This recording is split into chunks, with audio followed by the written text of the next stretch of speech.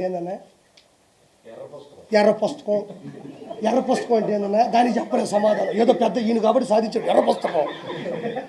Red book అంటే ఏంటంటేనమ్మా, red book అంటే ఏంటంటే ఏముంటుంది, ఎవడైతే తప్పు చేశాడో లా ప్రకారం బయలా వాళ్ళని కేసులు పెట్టి అంటే ఏదో తోసి కాదు, ఏ తప్పు చేస్తారో ఆ తప్పుని వెలికి తీసి వాళ్ళకి శిక్షించడం. సోషల్ మీడియాలో ఇప్పుడు వరకు మనం చూస్తుంది ప్రభుత్వం వచ్చి ఇంకా నెల 15 రోజులు అవ్వాలి, కానీ క్రైమ్ రేట్ ఎక్కువ పెరిగిపోయిన ఆంధ్రప్రదేశ్లో గల్లీలో మరణాలు జరిగిపోతున్నాయి. కానీ ఇలాంటి ప్రాపకాండ ఎక్కువ జరుగుతుంది. ఇది ఎంతవరకు నిజం ఉందంటారు? నేను ఒకటి చెప్తున్నానండి, చనిపోయే ప్రతి వ్యక్తి వెనక జగన్మోహన్ రెడ్డి రాక్షసత్వం ఉంటుంది. జగన్మోహన్ రెడ్డి గంజాయి ఇచ్చి మనుషులను చంపించేసి అతనే వచ్చి పరామర్శిస్తాడు. ఎప్పటి వరకు జరిగిన వినాలా, ఎక్కడ వరకు అడగ వినాలా, అది ఇటు వచ్చి అందరం కలిసి మాట్లాడదాం. ఒకటి చెప్తున్నా, నా మాట నమ్మండి, ఎప్పటి వరకు జరిగిన ప్రతి హత్యలో జగన్మోహన్ రెడ్డి రాక్షసత్వం ఉంది, జగన్మోహన్ రెడ్డి ప్లాన్ ఉంది. జగన్మోహన్ రెడ్డి కోసం ప్రాణాలు ఇవ్వడానికి సిద్ధంగా ఉన్నారో లేదో నాకు తెలియదు, కానీ వాళ్ళ ప్రాణాలని బలి తీయడానికి జగన్మోహన్ రెడ్డి సిద్ధంగా ఉన్నాడు. మనం 2 గ్లాసులు తాగితేనే పిల్లల దగ్గర చెప్తూ కొట్టించుకుంటాం, ఏం మాట్లాడో మనకే అర్థం కాదు.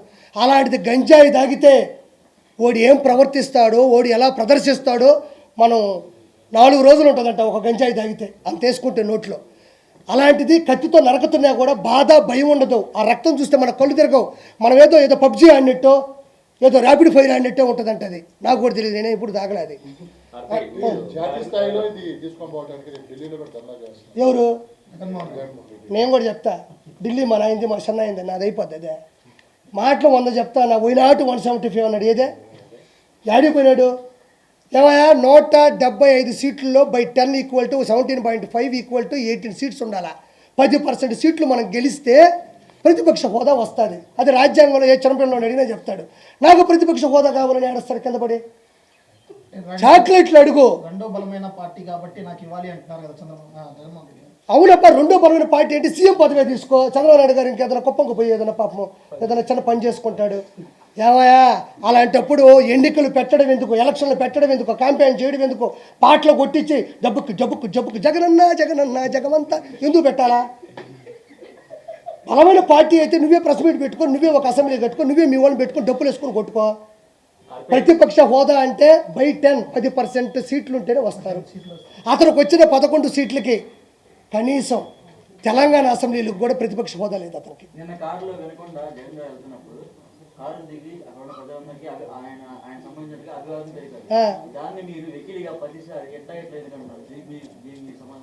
ఎవరు వికిలిగా అన్నారు? అతను వికిలిగా చేశాడు కాబట్టి నేను వికిల్ అన్నా. ఇప్పుడు నీ పేరు ఏంది? నేను గోపి అనే పిలుస్తా. అతను వికిల్ చేశాడు కాబట్టి నేను వికిల్ చేస్తానే అంట, దానికి ఇంకో పేరు లేదు. నేనేను అలానే చేస్తాను. ఒక మనిషి గురించి విమర్శించేటప్పుడు, ఒక మనిషి గురించి పరామర్శించేటప్పుడు ఒక మాట మాట్లాడుతున్నా, అదే చంద్రబాబు నాయుడు గారిని పట్టుకొని మాట్లాడలేదా? ఆయన శరీరం గురించి మాట్లాడలేదా? అప్పుడు ఏం చేస్తున్నావు నువ్వు? అప్పుడే ఎందుకు ప్రశ్నించలేదు? ఆ రోజు వైఎస్ జగన్మోహన్ రెడ్డిని కావచ్చు, వాళ్ళ పార్టీ కార్యకర్తలు కావచ్చు, భువనేశ్వర్ గారి గురించి ఆ రోజు మాట్లాడుతుంటే మీ నోరు ఏమైపోయింది? నేను ఈరోజు ఆయన చేసే విధానాన్ని చూపిస్తే రక్తం మరిగిపోతుంది. ఆ రోజు భువనేశ్వర్ గారిని పట్టుకొని నిండు సభలో ఒక ఆడ మనిషిని సంస్కారంగా మాట్లాడిన వ్యక్తులు ఆ రోజు వల్లభనేని వంశీ మాట్లాడిన మాటలు నా నోటుకుండా చెప్పాలా? ఆ రోజు ఎందుకు ప్రశ్నించలేదు? ఒక బాడీ ఇలా చేస్తాడంటేనే రక్తం మరిగిపోతున్నప్పుడు ఆడవాళ్ళ గురించి మాట్లాడుతున్నప్పుడు ఏం చేస్తున్నావు నువ్వు? ఆ రోజు జగన్మోహన్ రెడ్డి ముందాగావా? ఆంధ్రప్రదేశ్కి ముందా పడుకున్నావా ఏంది? రాయపాటి అరుణ్ గారి గురించి వర్రా రవీంద్ర రెడ్డి పెట్టిన కామెంట్లు చూపిస్తా, వాడికి సమాధానం చెప్పు. రా నా పక్కన కూర్చొని ఇద్దరం కూర్చున్నాం. శ్రీరెడ్డి పెట్టిన బూతులు నీకు నేను వినిపిస్తా. నువ్వు జస్ట్ నేను ఎలా అంటేనే నీ ఫీల్ అయిపోయినప్పుడు ఆడ మనిషిని అవయవాల గురించి, ఎస్పెషల్లీ రొమాన్స్ గురించి నేను ఇట్టంటే వచ్చిందా? రా నేను చూపిస్తా. నువ్వు నేషనల్ మీడియాని తీసుకొస్తావు, నువ్వు నాతో ఎదురుగా కూర్చోవు, నేను మాట్లాడడానికి ఒక్కదానికి సమాధానం చెప్పు. నాకు చూద్దాం. బాడీ షేములు నీకు వినండి సార్, బొల్లు వచ్చింది, గంట కూర్చోలేవు నువ్వు, ముసలి నా కొడక. వినండి సార్, ఏం తప్పే జరిగింది తెలియాలి కదా ప్రజలకి. ఆయన అడిగాడు, నేను సమాధానం ఇవ్వాలిగా. నేను తప్పించుకుని వెళ్ళాల్సిన అవసరం అవి ఏమన్నా మామూలు బూతులు. ఈరోజు కాదండి, రేపైనా ఇవే మాట్లాడతారు అసెంబ్లీలో వాళ్ళు. ఈ రోజుతో ఆగిపోతుంది. వెన్నుపోటు పొడిచాడు, గుండెపోటు, ఈ రోజుతో ఇవి ఆగవు. నన్ను అడిగాడు కాబట్టి నేను ప్రశ్నిస్తుండా. చంద్రబాబు నాయుడు గారిని వయసు తారతమ్యాలు లేకుండా ఎన్ని బూతులు మాట్లాడారో, పవన్ కళ్యాణ్ గారి గురించి 3 పెళ్ళిళ్ళు మాట్లాడుతుంటే ఏమైపోయింది? 3 పెళ్ళిళ్ళు సభ్య సమాజంలో ఆయనకు నచ్చల, విడాకులు తీసుకున్నాడు, బయలా లాయర్ని పెట్టుకున్నాడు, వాళ్ళు పడ్డారు, వాళ్ళు ఏదో పెళ్లి చేసుకున్నారు, పిల్లకాయలు కనుక్కున్నారు. ఏదో బుల్లెట్ తగులుతుంటే హీరోకి చివరిలో నొక్కుతుంటారు చూడు, అక్కడ నొక్కితేనే హీరో కింద పడుతుంటాడు. ఈరోజు ఏమైంది? ప్రెషర్ కుక్కర్ పేలింది, పవన్ కళ్యాణ్ గారికి 100% వచ్చింది. వైఎస్ జగన్మోహన్ రెడ్డి గంజాయిని ప్రేరేపించే ఈరోజు ఈ విధంగా జరుగుతున్నాయి. నేను ఎప్పుడూ ప్రెస్లో ఎవ్వరు ఏ సమాధానం అడిగినా నేను నిలబడే చెప్తా. నాకు తెలియదు అనేదంటే ఏది ఉండదు. మీరు ఏదైనా అడగండి. జగన్మోహన్ రెడ్డి అన్నారు, జగన్మోహన్ శ్రీరెడ్డి నన్ను అనిందయ్యా, మా ఇంట్లో ఆడవాళ్ళని అనిందయ్యా. నేనేమన్నాను? వేమిరెడ్డి గారి గురించి తప్పుగా మాట్లాడితే ప్రసన్న కుమార్ రెడ్డి నేను మాట్లాడినా. ఎవరు దేనికి గుర్తించాల్సిన సమయంలో అధికారంలో ఉండేవారు, ఇప్పుడు పోయిన తర్వాత ఏమిస్తారు? జగన్మోహన్ రెడ్డి గారు అసెంబ్లీకి వస్తారా రారా అని మీరు క్వశ్చన్ ఇవాళ వైఎస్ఆర్సీపీ పార్లమెంటరీ పార్టీ సమావేశం జరిగింది. ఆ సమావేశంలో చాలా స్పష్టంగా చెప్పారు జగన్మోహన్ రెడ్డి గారు, అసెంబ్లీకి వస్తాను ఈ సమావేశంలో నిరసన తెలుపుతా ఈ హత్య రాజకీయాల మీద అన్నారు. మీరు అడిగిన క్లారిటీ ఓకే డన్. ఈ హత్య రాజకీయాల మీద నేను అసెంబ్లీకి వచ్చి నిరసన చేస్తా అంటున్నాడు. నాకు చాలా సంతోషంగా ఉంది. ఒకవేళ జగన్ గారు అసెంబ్లీకి వస్తే అసెంబ్లీకి వచ్చి ఏం చేస్తాం?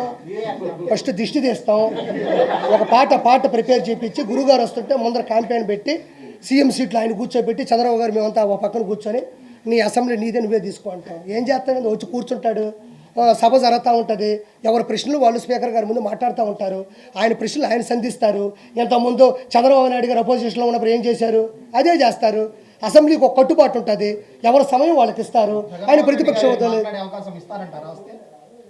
అలా వాడు చెప్తా గుర్తుపెట్టుకోండి. ఇప్పుడు అతను ఒక సర్వసాధారణమైనటువంటి ఎమ్మెల్యే, అలా సర్వసాధారణమైనటువంటి శాసనసభ్యుడు అతను. దానికి ఎంత ప్రియారిటీ ఉంటుందో అదే ఇస్తారు 100%. అంటే ఇప్పుడు మీరు చెప్పేది ఎట్టుంది? వస్తే కొట్టేస్తారా, వస్తే తిట్టేస్తారా? అది అసెంబ్లీ. జగన్మోహన్ రెడ్డి పెట్టుకున్న తొత్తు వల్లభనేని వంశీలాగా మేము బిహేవ్ చెయ్యం.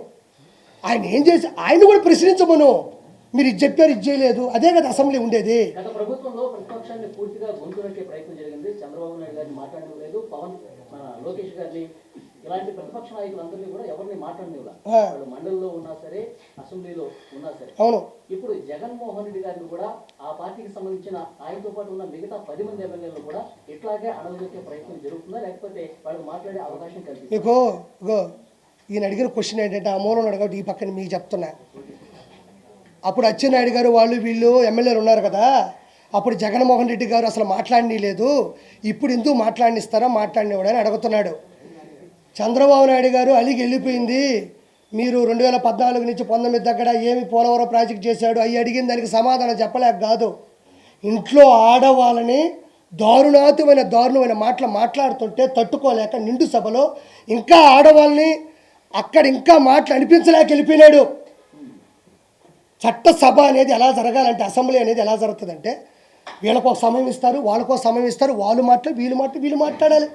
అది ఎవరికైనా ఇవ్వాల్సిందే. ఇప్పుడు 11 మంది వచ్చారన్నా, ఈ 164 మంది మాట్లాడుకుంటే ఏముంటుంది? అదే మన చుట్టాల సభ అవుతుంది. చట్టాల సభ ఎందుకు వస్తుంది? అదే వాళ్ళు మాట్లాడతారు, వాళ్ళు చెప్పేది వాళ్ళు చెప్తారు, వీళ్ళు చెప్పేది వీళ్ళు చెప్తారు, వాళ్ళు వినేది వీళ్ళు వెళ్తారు, అన్నిటికీ సమాధానం ఉంటుంది.